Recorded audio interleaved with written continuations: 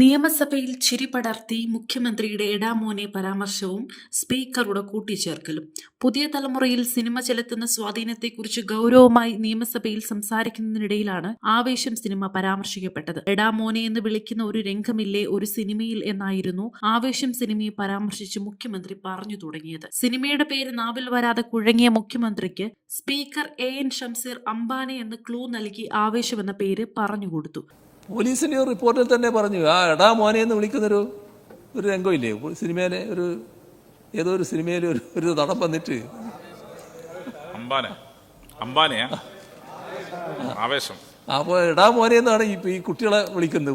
പിന്നെ അയാളൊരു റൗഡിയാണ്, മറ്റേയാളെ അത് കണ്ടിട്ട് കുട്ടികൾ ഇവിടെയുള്ള ചില റൗഡി ഗ്യാങ് തലവന്മാരോട് കൂടെ പോയി എന്ന് പറയുന്ന ഒരു പോലീസ് റിപ്പോർട്ട് ഞാൻ കണ്ടിരിക്കുന്നു. അങ്ങനെ ഒരു അവസ്ഥയുണ്ട് എന്ന് പോലീസ് റിപ്പോർട്ട് ചെയ്യുന്ന അവസ്ഥയുണ്ടായിരുന്നു.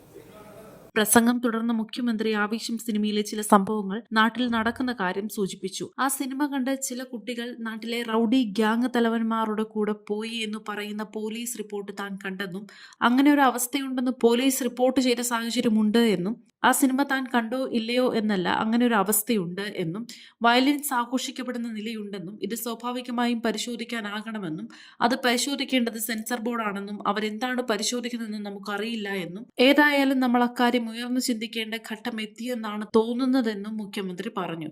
ആവേശം സിനിമ താൻ കണ്ടിട്ടുണ്ടെന്നും മുഖ്യമന്ത്രി പ്രസംഗമധ്യേ കൂട്ടിച്ചേർത്തു. സീരിയലും ചലച്ചിത്രങ്ങളും ഉളവാക്കുന്ന ദുസ്വാധീനങ്ങൾ വളരെ വലുതാണെന്നും മുഖ്യമന്ത്രി ചൂണ്ടിക്കാട്ടി. ആവേശം സിനിമയെക്കുറിച്ച് മുഖ്യമന്ത്രിയും സ്പീക്കറും നടത്തിയ പരാമർശങ്ങൾ സമൂഹ മാധ്യമങ്ങളിൽ വൈറലായി.